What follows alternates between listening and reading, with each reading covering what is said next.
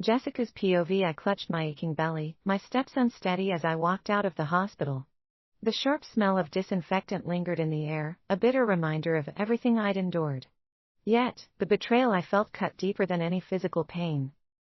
Lucas stood not far away, his familiar gentle smile now belonging to someone else. Lilith's siblings surrounded her with care and affection, their familial bond evident. They seemed like a real family, while I was just an unwanted guest on the sidelines. The moment Lilith noticed me, her eyes sparkled unnaturally, and a blush spread across her face.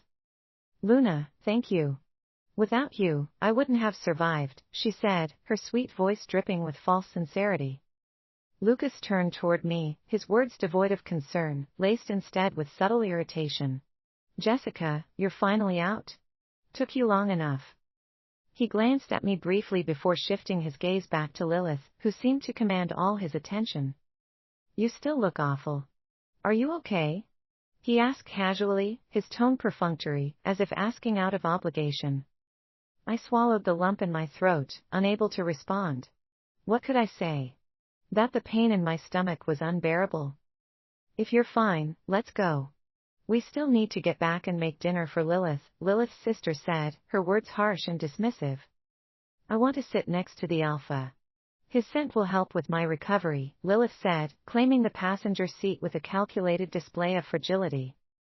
"Jessica, sit in the back," Lucas ordered, his voice carrying the tone of someone addressing a servant rather than a wife. The back seat was already crowded with Lilith's siblings, leaving no room for me. "Jessica, you can walk home. The car is full, and it's too late to find a ride," Lucas said, not even glancing at me as he started the engine. Suppressing my growing anger, I forced myself to reply, "Fine. I'll walk." Lucas sped off, leaving me standing there, tears finally spilling over as the taillights disappeared into the distance. Just because Lilith was his childhood friend, he treated her like the center of the world, forcing me to accommodate her every whim in my own home. Despite knowing I was carrying his child, he still drew blood from me to save her despite my protests. I had hoped for an explanation or an apology, but I was naive to expect anything at all. Between the hospital and the pack lay a stretch of forest. At that moment, the only thing that could numb my pain was to shift, allowing my wolf instincts to temporarily suppress my anguish. It took me over an hour of walking to return home. When I arrived, they were celebrating Lilith's discharge from the hospital. Lucas was shamelessly flirting with her in front of everyone. Elodie, Lucas's sister, pointed a finger at me and began to scold. "Jessica, you still have the audacity to come back. You've been in the hospital for 7 days. Who do you think did all the chores while you were gone?" I silently endured her berating. Ever since my parents passed away, Elodie's attitude toward me had grown increasingly hostile. "Jessica, Lilith wants you to cook for her," Lucas said, turning to look at me with the same commanding tone. "Luna, your roasted chicken is the best," Lilith added, sticking out her tongue in a playful, childlike manner.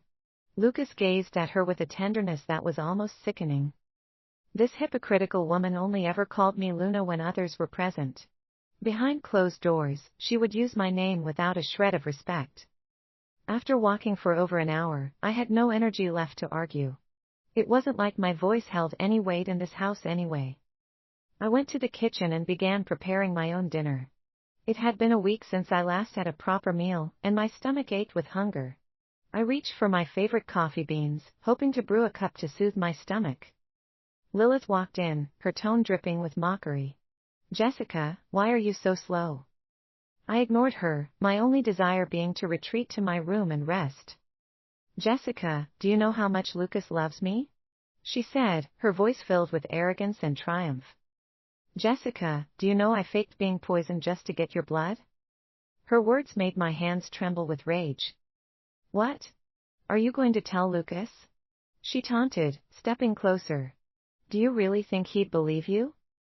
As she spoke, she deliberately tipped a pot of boiling water, spilling it onto my arm. "Ah!" Lilith screamed theatrically, jumping back. "Luna, are you crazy? Were you trying to burn me?" Her performance was flawless. Lucas came rushing in at the sound of her cries, shoving me aside to shield Lilith behind him. The force sent me stumbling, my lower back slamming into the counter. The searing pain made me gasp, but the ache in my heart hurt far more. Lilith, are you okay?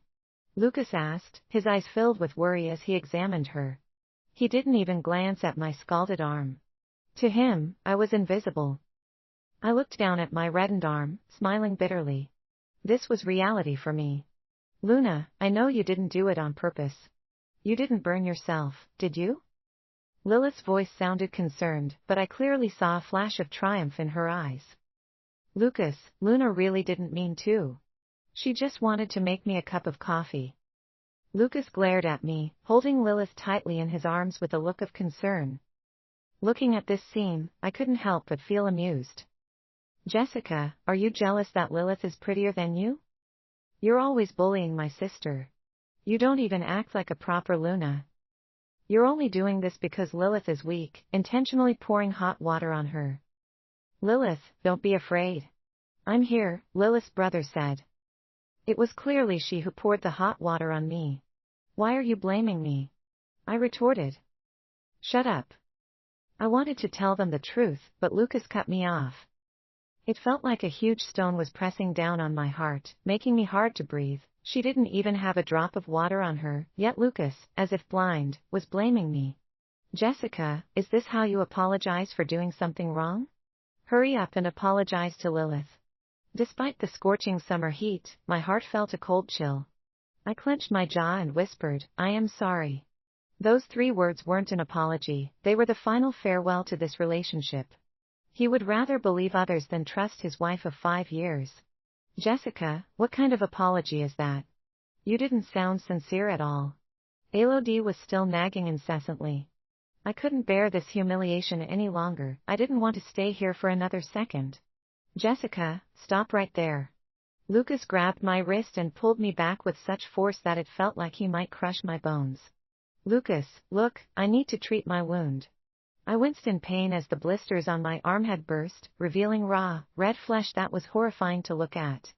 Lucas glanced at my arm and eventually let go of my wrist.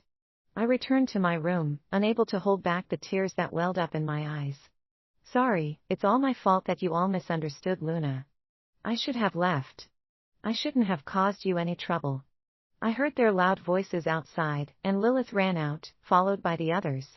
I thought I was the only one left at home, but not long after, Lucas opened the door and walked in. He came over and gently stroked my stomach. Jessica, for the sake of the baby, don't be angry anymore, okay? He tried to touch my face, but I recoiled in disgust. Jessica, Lilith is just my childhood friend, but you will always be my Luna. Lucas tried to calm me down, his tone even sounding somewhat appeasing. But his soft words felt like a slap to the face, harsh and painful.